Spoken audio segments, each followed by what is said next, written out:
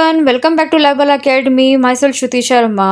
और आज हम जो टॉपिक पढ़ेंगे उसका नाम है टीनिया सोलियम। तो टीनिया सोलियम एक टाइप का हेलमिंथीज पैरासाइट है। हमें मालूम है कि जो पैरासिटोलॉजी होती है वो दो पार्ट में डिवाइड होती है, प्रोटोजोलॉजी और एक होती है हेलमिंथोलॉजी। तो हेलमिंथोलॉजी में भी फिर सब क्लासेस होती हैं जिसमें आता है एक निमेटोडा, सिस्टोडा और ट्रिमेटोडा।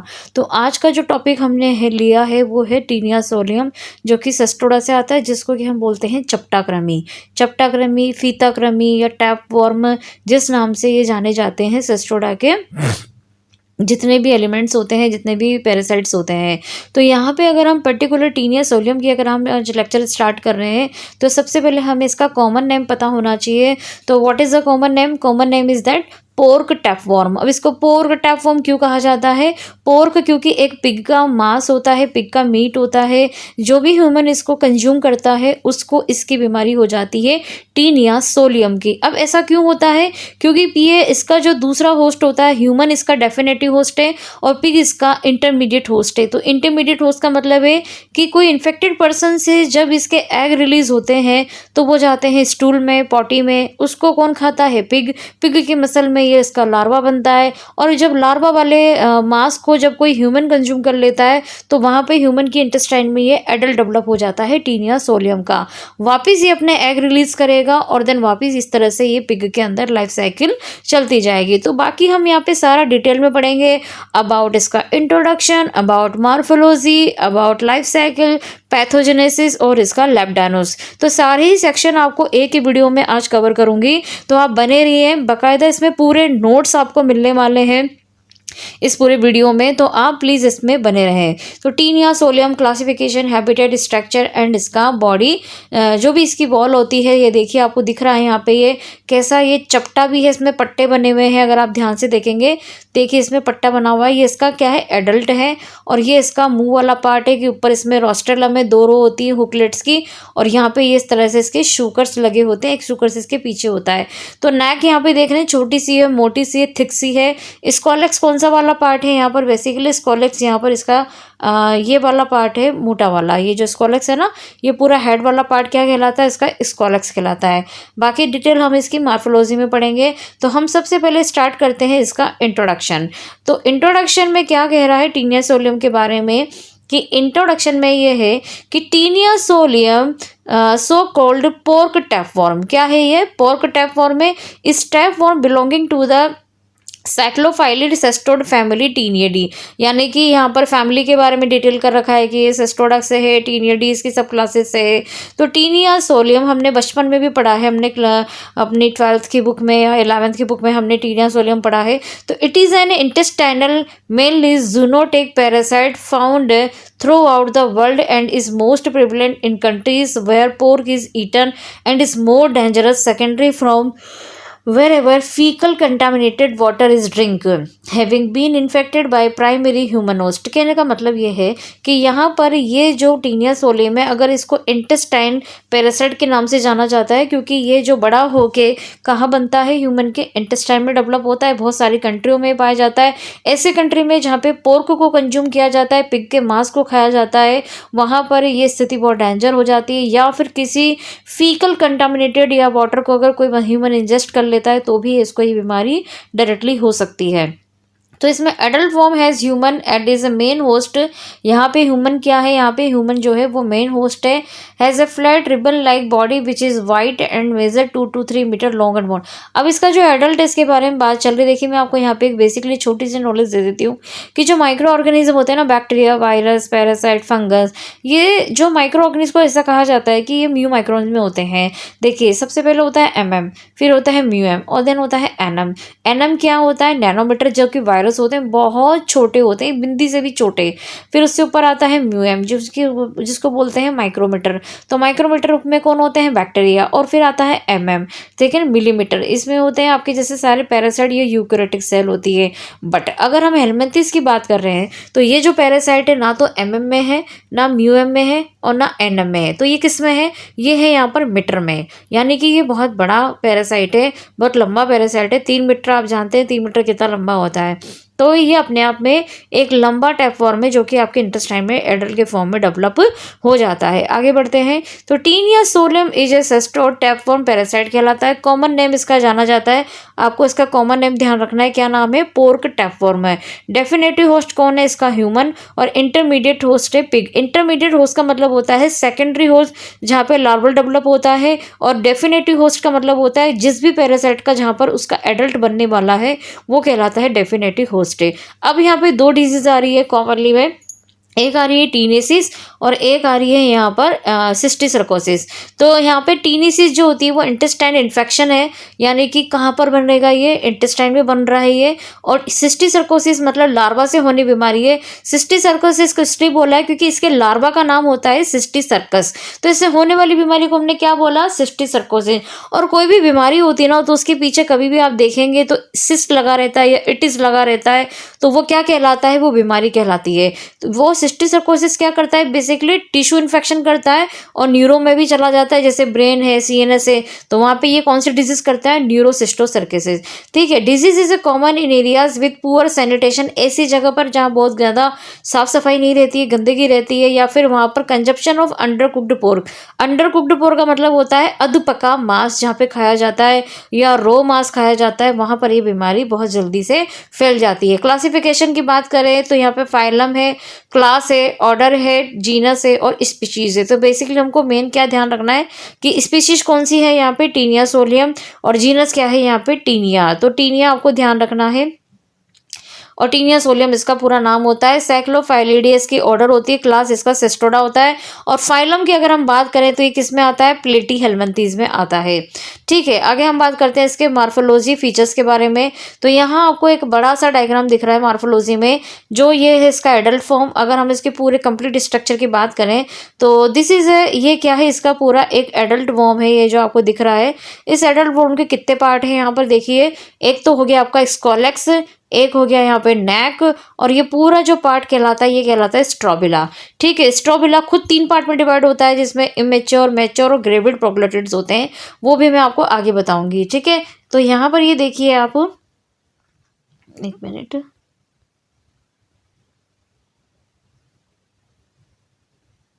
ये देखिए आप, स्कॉलेक्स यानी हेड वाला पार्ट है, नेक है, और फिर ये है कौन सा, स्ट्रोबिला। स्ट्रोबिला खुद 2-3 लेंथ मीटर का होता है, और ये जो प्रोग्लोटिड का मतलब क्या होता है, ये जितने भी इसके सारे देखंड हैं इनको हम बोलते हैं प्रोग्लोटिड। तो फिर ग्रेविड प्रोग्लोटिड क्या होता है, देखिए 3 टाइप के प्रोग्लोटिड होते हैं, इमेच्योर, मैच्योर और ग्रेविड। ग्रेविड का मतलब होता है वो प्रोग्लोटिड जिसके अंदर क्या प्रेजेंट है, यूट्रिन ब्रांचेस विथ एग, यानी कि यहाँ पे जो इसका यूट्रस है ना वो कैसा है, उसका यहाँ पे ये जेनेटल पोर है ना, यहाँ पे ये जेनेटल पोर के, यानी कि इसकी जो ये यूट्रस वाला पार्ट है पूरा ब्रांच शेप में है, और इसके अंदर फिर इसके यहाँ से एग प्रोड्यूस होते हैं। ठीक है। तो आगे हम बात करते हैं ये कैसा है, लॉन्ग है, फ्लैट है, रिबन लाइक स्ट्रक्चर दिख रही है, जैसे कोई रिबन हमने ले रखी हो हाथ में।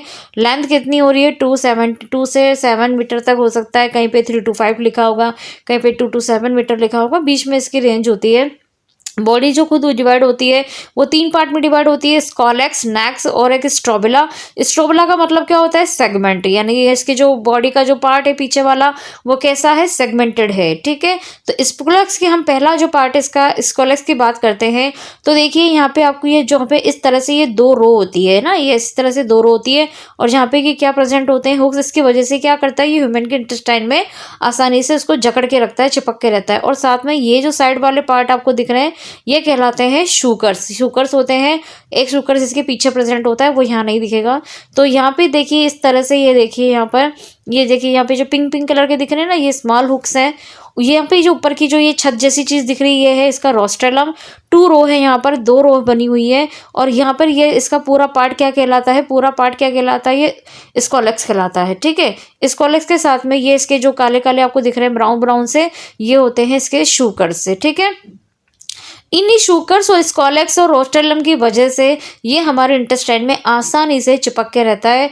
देखिए आप इसका डायग्राम, तो यहाँ पे और ध्यान से देखेंगे तो ये इसका ऊपर वाला पार्ट है, जहाँ पे ऊपर जो उसकी रो है वैसा, और उसके चारों तरफ क्या प्रेजेंट है, इसके शूकर्स प्रेजेंट है। ठीक है। तो ये इसका बेसिक फीचर है इसके फेस का, जिसको हम बोलते हैं टीनिया सोलियम का हेड। आगे हम बात करते हैं, अगर हम इसकी साइज की बात करेंगे, इसके पूरे स्कॉलेक्स पार्ट की इसके नोट्स हैं, तो साइज इसका क्या है, 1 mm एम है। स्ट्रक्चर में 4 शुगर प्रेजेंट है, 4 दिखाया ना अभी आपको मैंने डायग्राम में, ये 1 2 3 एंड 4 है ना, ऊपर से देखेंगे हम इसको तो, लेकिन अगर हम सामने से देखेंगे तो एक शुगर इसके पीछे प्रेजेंट है।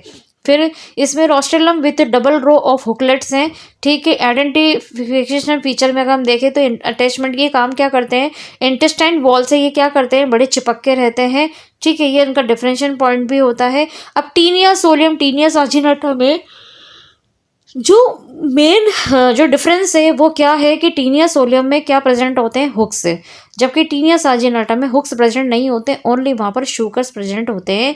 ये एक बेसिक फीचर है जो दोनों में डिफरेंस होता है। नेक की बात करें, नेक इसकी देखेंगे अगर आप तो वो छोटी सी होती है, ये इसका नेक वाला पार्ट है, ये देखिए यहाँ पर, ये इसका जो मोटा है ये इसका नेक वाला पार्ट है यहाँ पर। ओके एक मिनट,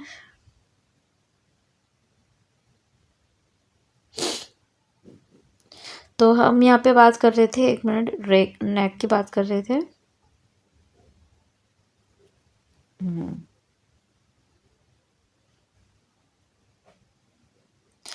तो इसका जो ये वाला पार्ट है नेक का, तो नेक में शॉर्ट नैरो होती है। कैसी होती है ये, शॉर्ट नैरो अनसेगमेंटेड होती है। Growth zone of the worm produce new segment continuously, मतलब ये वो वाला पार्ट है जो कि सेगमेंटेड नहीं होता है, इसमें बीच में कोई भी लाइन नहीं होती है, और यहीं से फिर इसके नए सेगमेंट बनना स्टार्ट होते हैं नीचे की साइड से। फिर नेक के नीचे का पार्ट कौन सा आता है, आगे स्ट्रोबिला। अब ये जो स्ट्रोबिला वाला पार्ट है, स्ट्रोबिला का मतलब हम बोल सकते हैं सेगमेंट, या फिर हम बोल सकते हैं प्रोग्लोटेड। प्रोग्लोटेड का मतलब क्या होता है बच्चों, देहखंड। देहखंड का मतलब होता है कि इसका जो, क्योंकि पट्टा है ना, इसमें फीता है टाइप से है, तो ये एक चपटा भी है और साथ में इसके एक देहखंड भी इसमें प्रेजेंट होते हैं। तो टाइप्स ऑफ प्रोग्लोटेड, कितने टाइप के प्रोग्लोटेड्स हैं यहाँ पे इमेच्योर है, नो प्रोडक्टिव ऑर्गन।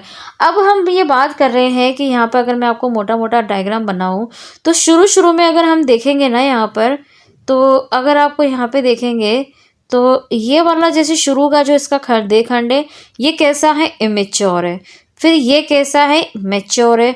और लास्ट में जाके ये वाले पार्ट कौन से कहलाते हैं, इसके ग्रेविड, ठीक है। और ये तो उसका पार्ट हेड वाला है, स्कॉलेक्स वाला। अब हम यहाँ पे एक एक को डिस्कस करते हैं कि जो इमेच्योर है, इमेच्योर वाला पार्ट, सॉरी मैंने उल्टा बता दिया आपको, एक मिनट।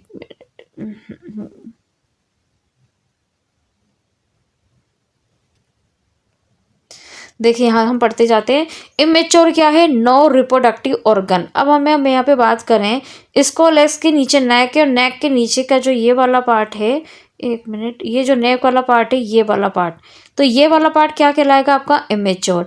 इमेच्योर क्यों कहलाता है यहाँ पर, क्योंकि यहाँ पे कोई भी रिप्रोडक्टिव ऑर्गन प्रेजेंट नहीं है। फिर हम आगे बात करते हैं मेच्योर की, जो थोड़ा थोड़ा जो मेच्योर पार्ट है, इसके नीचे वाला जो पार्ट है ये कैसा कहला रहा है, मेच्योर। तो यहाँ पर क्या है, मेल फीमेल ऑर्गन प्रेजेंट है। बट अगर हम बात करें ग्रेविड की, तो ग्रेविड वाले पार्ट पीछे वाला पार्ट होता है।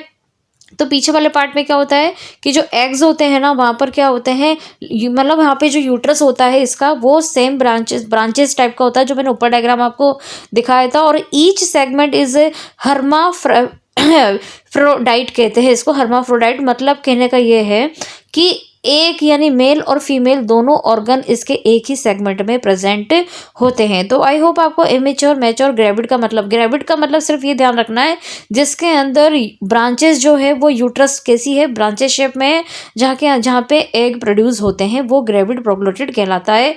आगे मैंने इस पर डायग्राम और अटैच कर रखा है, यहाँ पे आप देखिए, ये एक प्रकार का ऐसा प्रोग्लोटिड है जहाँ पर देखिए यहाँ पे टेस्टिस प्रेजेंट होती है इसके एज ए मेल ऑर्गन में, और साथ में यहाँ पर अगर आप ये देखेंगे तो ये कैसी कैसी ब्रांचेस कैसी दिख रही है आपको, ये इसकी यूट्रस टाइप की ब्रांचेस दिख रही है जो कि एक ही सेगमेंट में प्रेजेंट होते हैं, ठीक है। यहाँ पे ये देखिए छोटे छोटे टेस्टिस हैं, फिर ये यूट्रस है, ओके। यहाँ पे ये टेस्टिस है, जेनेटल इसका पोर है, ये ओवरी है। तो कुल मिला के इसके जो रिप्रोडक्टिव ऑर्गन है वो एक ही देहखंड में, अलग अलग नहीं है यहाँ मेल फीमेल, वो निमेटोड्स में होता है, लेकिन सिस्टोड में ऐसा नहीं होता है, एक ही दोनों ही मेल और फीमेल इनके एक ही देहखंड में प्रेजेंट होते हैं। अब हम आगे बात करेंगे इसके एग मार्फोलॉजी की। एग मार्फोलॉजी में कैसी होती है एग मार्फोलॉजी, यहाँ पर एक तो राउंड में है, साइज 30 to 40 mm है, थिक है, radially striated shell, contains oncosphere hexacanth embryo. अब जो एग होता है ना, जब एग रिलीज होता है तो वो धीरे धीरे थोड़ा थोड़ा डेवलप होने लगता है। विद 6 सुकुलेट egg of taenia solium saginata, हम साजिनाटा में जब आपको अलग से पढ़ाएंगे। तो यहाँ पे हम बात कर रहे हैं टीनिया सोलियम की। तो टीनिया सोलियम में आप देखिए यहाँ पे आपको बिल्कुल गोल सा दिख रहा है। ओन्कोस्फेयर का मतलब क्या होता है? ओन्कोस्फेयर मतलब एग की वो स्टेज है जहाँ पर कि अब भ्रूण बनना चालू होगा, एम्ब्रियो बनना चालू होगा। साथ में उसके जो शुरू शुरू में जो इसके निशान होते हैं हुक्स के, वो देखो 1 2 3 4 5 6, इस तरह से 5 हुकलेट्स यहाँ प्रेजेंट होते हैं। और यहाँ पे एक पोर प्रेजेंट होता है जिसको हम बोलते हैं एम्ब्रियो 4। यहाँ पे मैं कलर डायग्राम में भी देख सकते हैं कितने दिख रहे हैं आपको यहाँ पर ओन्कोस्फेयर। ये ओन्कोस्फेयर कहलाता है पूरा। यहाँ चारों तरफ इसके एक एक्सेल प्रेजेंट है। एम्ब्रियो 4 यहाँ पे इस प्रेजेंट है, यहाँ पे एक पॉइंट होता है और साथ में चारों तरफ एक मेम्ब्रेन प्रेजेंट होते हैं। और ये क्या प्रेजेंट है? हरे हरे हुक्स प्रेजेंट है। ठीक है, तो ये इसकी बेसिकली एग की इसकी वो होती है। इसके डायग्नोस्टिक स्टेज में भी हमको एग अगर एम्ब्रियो तरह से दिख रहा है तो यहाँ पे हम इसको देख सकते हैं। ठीक है, आगे हम बात करेंगे इसमें लार्वा स्टेज की। लार्वा स्टेज का नाम क्या है? सिस्टीसर्कस, यानी कि टीनिया सोलियम का अगर लार्वा का नाम अगर है तो पूछा जाए तो क्या कहलाता है? सिस्टीसर्कस सेलुलोस। अब हम ये देख रहे हैं कि सिस्टीसर्कस जो लार्वा है वो कहाँ डेवलप होता है? इंटरमीडिएट होस्ट यानी पिग में। अगर कोई पर्सन नॉन वेजिटेरियन है और अगर वो पिग का पोर्क खाता है, मांस खाता है, तो उसके अंदर ऑलरेडी उसके मसल में क्या प्रेजेंट होगा? उसके मांस में लार्वा। तो लार्वा कैसा दिखता है उसके मसल में, वो डायग्राम भी मैंने यहाँ पे अटैच कर रखा है। आप ध्यान से देखें, ये इस तरह से दिखता है। मतलब उसके मसल की टिश्यू की अगर आप स्ट्रेनिंग करेंगे ना तो इस तरह से यहाँ पे डायग्राम ये आपको दिख रहे होंगे। ठीक है, तो यहाँ पे इस तरह से लार्वा सिस्टिसर्कोसिस कंटेन इसका मसल है ये। और हम अगर लार्वा की बात करें तो ये लार्वा कुछ इस तरह का दिखाई देता है। फिर ये धीरे धीरे जब लार्वा कंटेन मास कब जो ह्यूमन खा लेता है तो फिर वो बड़ा टीनिया बना देता है। ठीक है, ये एक तरह से इसका लार्वा का डायग्राम है। तो found in A pig muscle and human tissue, क्योंकि अगर जब डायरेक्ट ह्यूमन एग कंटेन कर लेता है तो वो लार्वा कहाँ बनेगा? ह्यूमन के अंदर। लेकिन अगर वो पोर्क के फॉर्म में अगर आपकी बॉडी में जा रहा है तो लार्वा ऑलरेडी बन के आ रहा है पिग के मसल में। तो full filled cyst 5 to 20 mm contain invaginated scolex responsible for cysticercosis. मतलब कहने का ये है कि शुरू शुरू में जब लार्वा डेवलप होता है पिग के मसल में तो वो क्या होगा? थोड़ा सा स्कॉलेक्स वाला पार्ट उसमें बन चुका होता है। और जब वो आपकी बॉडी में जब प्रवेश करता है लार्वा ड्यू टू पोर्क के साइड से, तो फिर वो पूरा एडल्ट बनने के लिए तैयार हो जाता है। ठीक है, आगे हम बात करेंगे लाइफ साइकिल की, जो बहुत इंपॉर्टेंट है टीनिया की।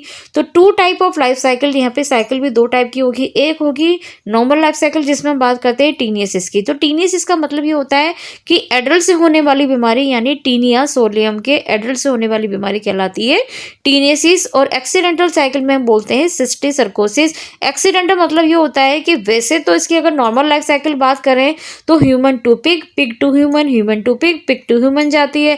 बट एक्सीडेंटल में क्या होता है कि बाय एक्सीडेंटली एक डायरेक्ट कंटामिनेटेड हेड से या कंटामिनेटेड वाटर से इसके एग से कंटामिनेटेड वाटर अगर ह्यूमन ने डायरेक्ट इंजेस्ट कर लिया, फिर तो ह्यूमन ही जिम्मेदार है लार्वा और एडल्ट दोनों बनाने के लिए। तो जब ह्यूमन जिम्मेदार हो जाता है लार्वा बनाने के लिए तो वहाँ पे डिजीज हो जाती है ह्यूमन को सिस्टिसर्कोसिस, क्योंकि सिस्टिसर्कस इसके लार्वा का नाम है। आगे हम बात करते हैं लाइफ साइकिल की, स्टेप बाय स्टेप टीनियसिस के बारे में बात करेंगे। तो देखिए, adult worm live in human intestine. Adult कहाँ बनता है? यहाँ पे ह्यूमन के इंटेस्टाइन में, क्योंकि ह्यूमन यहाँ पर कौन है? डेफिनेटिव होस्ट है। ग्रेविड प्रोग्लूटेड रिलीज एग, जब वो पूरा मेच्योर हो जाता है तो वो अपने पीछे वाले प्रोग्लूटेड देहखंड से पिग में तो वो क्या रिलीज करेगा? ग्रेविड प्रोग्लूटेड से एग रिलीज करेगा और प्रोग्लूटेड भी रिलीज करेगा। तो वो पिग खा लेगा। पिग क्या करेगा? कंटामिनेटेड फूड एंड वाटर से कंटामिनेटेड हो जाएगा। ओन्कोस्फेयर पेनिट्रेट पिग, अब उसके अंदर जो हुक्स बने हुए हैं ना उसके एम्ब्रियो के अंदर, वो पिग के इंटेस्टाइन के अंदर इन्वेड करने लगेंगे और वहाँ पे लार्वा डेवलप होने लग जाता है मसल में, जिसको फिर हम फाइनली बोलते हैं सिस्टिसर्कस। अब ये सिस्टिसर्कस वाला लार्वा जब कोई ह्यूमन ईट करता है, अध कच्चा या अध पका जब कोई ह्यूमन ईट करता है पोर्क को, तो उस पोर्क से सिस्टिसर्कस लार्वा से क्या बन जाता है? वहाँ पर एडल्ट। कहने का मतलब ये है कि ह्यूमन के अंदर एडल्ट का निर्माण कहाँ से हुआ? जब किसी ह्यूमन ने इन्फेक्टेड पिग के पोर्क को खाया। पिग में ये कैसे गया कि जब कोई इन्फेक्टेड ह्यूमन ने अपनी बॉडी में से टीनिया का एडल्ट से एग रिलीज किया था, वो स्टूल के थ्रू चला गया एनवायरनमेंट में, पिग ने उसको खाया, पिग के अंदर सिस्टिस सर्कस लार्वा बना, और ह्यूमन ने जब लार्वा कंटेंट वाला पिग का मांस खाया तो ह्यूमन के अंदर एडल्ट बन गया। तो ये कहलाता है टीनियसिस। यही सेम मैंने लाइफ साइकिल यहाँ पे अटैच कर रखी है, स्टेप बाय स्टेप समझेंगे, यहाँ पे सब पे नंबर भी डले हुए हैं। तो देखिए आप यहाँ पे ध्यान से कि पीपुल ईट रॉ और under cooked pork contains cyst of tapeworm larva, यानी कि यहाँ पर जो पीपुल है, ह्यूमन है, डेफिनेटली होस्ट है, वो क्या खा रहा है। अगर हम सीधी भाषा में बात करें तो नॉन वेजिटेरियन पर्सन है कोई जो कि मांस खा रहा है, ऑब्वियसली नॉन वेजिटेरियन ही खाएगा, वेजिटेरियन तो खाएगा नहीं। तो मांस के अंदर क्या प्रेजेंट है, cysticercus larva taenia solium का, ठीक है, उसने खा लिया। अब क्या, in the intestine cysticerci mature into adult which attach themselves to the wall of the intestine. अब वो जब लार्वा था इंटेस्टाइन में चिपकने के बाद सिस्टिस सर्कस मेच्योर होने लगता है और फिर क्या बना लेता है, एडल्ट बना लेता है। जब वो ये एडल्ट बना लेता है तो वो पूरा इंटेस्टाइन की वॉल से चिपक जाता है। चिपकने के बाद क्या होगा, एडल्ट जो होगा वो प्रोड्यूस करेगा अपने सेगमेंट, ऐसा देहखंड जिसके अंदर बहुत सारे एग प्रेजेंट होंगे, वो रिलीज करेगा और डिटैच कर देगा अपनी बॉडी से। टैपवॉर्म खुद अपनी बॉडी से डिटैच कर करके स्टूल के अंदर वो निकालता जाएगा, ठीक है। जब वो निकालेगा तो वो दो चीज़ निकालेगा, या तो एग भी निकालेगा और साथ में देहखंड भी निकालेगा। इस समय अगर आप किसी पेशेंट का अगर सैंपल लेके अगर उसको डायग्नोज करेंगे, माइक्रोस्कोप में देखेंगे, तो आपको हो सकता है कि देहखंड भी दिखे और आपको ये एग भी दिखे। तो ये बेसिकली हम स्टूल एग्जामिनेशन के अंदर देखते हैं। यहीं से लाइफ साइकिल दो पार्ट में डिवाइड हो जाती है। अब या तो ये एग है वो या तो पिग में जा सकता है, पिग में तो जाएगा क्योंकि पिग इसका इंटरमीडिएट होस्ट है, या फिर ह्यूमन कंटामिनेटेड फूड या वाटर या कंटामिनेटेड हेड के थ्रू ये एग ह्यूमन के अंदर भी जा सकता है। यानी दो रास्ते हैं एग के जाने के बाद। अगर ये रास्ता अगर पिग में जा रहा है तो पिग के अंदर क्या बन जाएगा, सिस्टिस सर्कस लार्वा बन जाएगा। और सिस्टिस सर्कस लार्वा कंटेन जब कोई मसल वाला पिग पिग का जो मांस है कोई खा लेगा तो क्या हो जाएगा, वो ह्यूमन वापस करेगा और ये लाइफ साइकिल फिर इस तरह से चलती रहेगी। इस तरह से pig to human, human to pig चलती रहेगी। तो ये तो हो गई एक लाइफ साइकिल। अगर हमें दूसरी लाइफ साइकिल की बात करूं यहाँ पर, तो यही सेम एग जो है वो कहाँ जा रहे हैं, पिग और पीपल में डायरेक्ट जा रहे हैं। अभी तो पिग में गए थे, पिग में लार्वा बना, पिग ने उस पिग का मांस खाया गया तो ह्यूमन को एडल्ट बना दिया। लेकिन हम बात कर रहे हैं कि अगर ये एग अगर डायरेक्ट अगर पीपल में चला जाएगा तो क्या हैपन होगा, तो यहाँ पे क्या होगा कि egg develop into sphere which invade wall of intestine. अब ये एग जो है वो ह्यूमन के इंटेस्टाइन में सीधा क्या कर जाएंगे, इन्वेड कर जाएंगे और वहाँ पे वो क्या बना लेंगे, सिस्टिस सर्कस लार्वा। और ये सिस्टिस सर्कस जो लार्वा है वो दूसरे ऑर्गन के अंदर भी माइग्रेट करेगा और ह्यूमन को वहाँ पे जो बीमारी हो जाएगी, कौन सी हो जाएगी, सिस्टिस सर्कोसिस। क्या लिखा है यहाँ पे, सिस्टिस सर्कोसिस इन द पीपल। तो आपने देखा कि एग दो तरीके से जा रहा है, या तो डायरेक्ट पिग में जा रहा है क्योंकि पिग इंटरमीडिएट होस्ट है, और या फिर एग अगर कंटामिनेटेड वेजिटेरियन अंदर बॉडी के अंदर जाएगा, किसी वेजिटेरियन बॉडी में जाएगा तो डायरेक्ट एग जाएगा क्योंकि वो तो मांस खाता नहीं है, तो पिग का मांस नहीं खाएगा तो उसके अंदर कैसे जाएगा, कंटामिनेटेड फूड, कंटामिनेटेड वाटर या कंटामिनेटेड हेड के थ्रू जाएगा। तो ये यहाँ पर फिर ह्यूमन जो होगा वो जिम्मेदार होगा लार्वा बनाने के लिए, लार्वा से एडल्ट। जब वो लार्वा बनाने के लिए जिम्मेदार होता है तो उसकी बॉडी के अंदर लार्वा माइग्रेट करेगा, घूमेगा उसकी भी मसल में, तो वहाँ पे अगर वो ब्रेन में जाएगा तो सिस्टिस सर्कोसिस बीमारी हो जाएगी या फिर उसको सिस्टिस सर्कस बीमारी हो जाएगी। तो आई होप मैंने दोनों चीज़ें यहाँ पे सेम समझा दी है, दोनों डिजीज। और लाइफ साइकिल सिस्टिस सर्कोसिस को फिर हमने यहाँ पे अलग से और डिफाइन किया है कि human ingest taenia solium egg. अब यहाँ पे ह्यूमन क्या इंजेस्ट कर रहा है, एग। ऊपर क्या इंजेस्ट कर रहा था, पोर्क। तो egg hatch in intestine human, यानी कि यहाँ पर किसके इंटेस्टाइन की बात चल रही है, ह्यूमन के इंटेस्टाइन की। तो जब एग अगर डायरेक्ट उसकी बॉडी में चले गए तो इंटेस्टाइन में वो हैच हो जाएंगे, लार्वा उसके टिश्यू में माइग्रेट करेगा और साथ में न्यूरोसिस्टोसर्कोसिस बीमारी हो जाएगी क्योंकि ये ब्रेन में, आइज में, मसल में ये माइग्रेट क्या करता है, हमारी बॉडी के अंदर लार्वा माइग्रेट करना चालू कर देता है। और यहाँ पर ह्यूमन एक्ट एज ए, खुद ह्यूमन भी इंटरमीडिएट एक्ट की तरह काम करता है, जबकि होता डेफिनेटली, लेकिन अगर डायरेक्ट अगर एक जा रहे हैं तो फिर यहाँ पे ये एज ए इंटरमीडिएट होस्ट की तरह काम करेगा। ठीक है, आगे हम बात करते हैं इसमें पैथोजेनेसिस की, तो पैथोजेनेसिस में पैथोजेन का मतलब होता है बीमारी, यानी इस पर्टिकुलर पैरासाइट से ह्यूमन को कौन सी बीमारी हो रही है। तो एक हो रही है टीनियसिस और एक हो रही है सिस्टिसर्कोसिस। तो टीनियसिस में क्या है, सिंपल सा है कि यहाँ पर जो बीमारी होगी तो इसमें हमें क्या क्लिनिकल सिम्टम्स आएंगे, तो यूजुअली माइल्ड और asymptomatic mechanical irritation of intestine, abdominal pain, diarrhoea, weight loss, passage of segment and stool, यानी कि यहाँ पर बहुत ज़्यादा पेट दर्द होगा, दस्त होंगे, कमजोरी आएगी, वेट लॉस हो जाएगा और सारे सेगमेंट स्टूल के अंदर पास होने लग जाएंगे। पैथोजेनेसिस सिस्टिसर्कोसिस में क्या होगा, यानी कि अगर डायरेक्ट एग अगर ह्यूमन इंजेस्ट कर लेता है तो वो लार्वा बनाएगा, इसमें सीजर्स आएंगे, मतलब थोड़ा सा इलेक्ट्रिकल टाइप की एक्टिविटी होती है हमारी बॉडी के अंदर, ब्रेन में थोड़ा सा अवरोध होना चालू हो जाता है हमारे दिमाग में।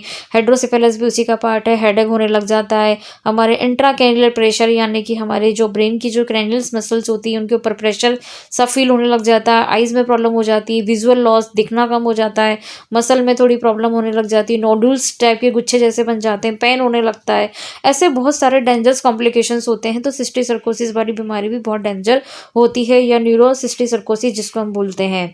अब हम बात कर रहे हैं लेप्टानोसिस की। जो लेप्टानोसिस है वहाँ पे दो तरीके का लेप्टानोसिस होगा, एक होगा टीनियसिस का लेप्टानोसिस, एक होगा सिस्टिसर्कोसिस का लेप्टानोसिस। तो टीनियसिस का अगर हम लेप्टानोसिस की बात करें यहाँ पर, तो देखेंगे कि एग जो होता है वो नॉट स्पेसिफिक है, ग्रेविड प्रोग्लोटिड है, स्पीशीज आइडेंटिफिकेशन, यानी अगर हमें टीनिया सोलियम का पर्टिकुलर डायग्नोस करना है तो सैंपल हम क्या लेंगे यहाँ पर, स्टूल, क्योंकि इंटेस्टाइन के अंदर स्टूल से रिलीज होता है, इंटेस्टाइन टीनियसिस में एडल्ट जहाँ बनता है। तो स्कॉलेक्स या से आप पहचान सकते हैं, या फिर हुक से पहचान सकते हैं, या फिर यूट्रिन ब्रांच, यानी कि अगर उसके देखंड के अंदर अगर कोई यूट्रिन ब्रांच है उससे पहचान सकते हैं, या फिर ये एग जो है वो उससे आप इसको पहचान सकते हैं डायग्नोस्टिक स्टेज में। अब हम बात कर रहे हैं सिस्टिसर्कोसिस को कैसे करेंगे। तो सिस्टिसर्कोसिस के लिए हमें क्या करनी पड़ेगी, सीरोलॉजी करनी पड़ेगी, जैसे एलाइजा है, EITB है, कन्फर्मेटरी टेस्ट होते हैं ये, CT स्कैन है, बायोप्सी है, या फिर MRI है। तो ये सारे ही प्रोसेस अगर हम रेयर केसेस में देखें करते हैं, बायोप्सी हम बहुत रेयर केसेस में करते हैं, तो हम इसका डायग्नोस कर सकते हैं। इससे हम बच कैसे सकते हैं कि प्रॉपर कुकिंग ऑफ पोर्क, अगर हम अच्छे से अगर पोर्क को कुकिंग करेंगे तो हाँ बच सकते हैं। हैंड हाइजीन रखेंगे, sanitary disposal of faeces, health education, treatment of infected person. अब यहाँ पे बहुत से लोगों का क्वेश्चन ये होता है कि मैम क्या हम अगर इसको अच्छा पकाएंगे तो क्या टीनिया के एग मर जाएंगे। देखिए, जब बहुत ज़्यादा किसी टेम्परेचर पे जब किसी चीज़ को जब गर्म किया जाता है तो ये तो 100% वाली बात है कि वो चीज़ नष्ट हो जाती है, लेकिन फिर भी अगर कोई चीज़ आपने पकाते टाइम पे अगर कोई चीज़ अगर पूरी से नहीं पक पाई या अध कच्चा रह गया तो ये टीनिया सोलियम की डिजीज़ 100% पेशेंट को हो ही जाएगी। ठीक है, तो आई होप आपको यहाँ पे सारे डाउट क्लियर हो गए होंगे। यहाँ पे मैंने हाईलाइट फिर यहाँ पे कर दिए हैं कुछ points. Scolex has hooks and sucker. Taenia solium के स्कॉलक्स में आपको ये ध्यान रखना है कि इसमें शुगर भी प्रेजेंट होते हैं, हुक्स भी प्रेजेंट होते हैं। कॉज बहुत ड्रो डिजीज होती हैं, टीनियसिस और सिस्टिसर्कोसिस। ठीक है, ह्यूमन यहाँ पर डेफिनेटिव ही है और इंटरमीडिएट दोनों की तरह काम करता है, क्योंकि यहाँ पे एग भी कंज्यूम करता है और पोर्क भी कंज्यूम करता है। न्यूरोसिस्टिसर्कोसिस सीजर्स यहाँ पे बहुत इंपॉर्टेंट क्लिनिकल सिग्निफिकेंस है इस टाइप की बीमारी में।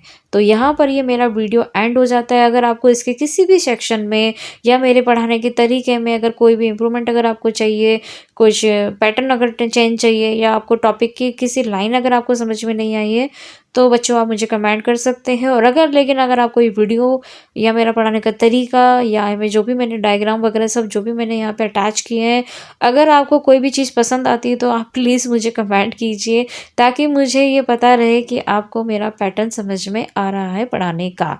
तो thank you for watching guys, and आप इसको देखते रहिए, अपने फ्रेंड्स से, अपने दोस्तों के साथ ये वीडियो ज़्यादा से ज़्यादा शेयर कीजिए ताकि सबको इसके नोट्स मिल सकें। Thank you for watching, please like share and subscribe.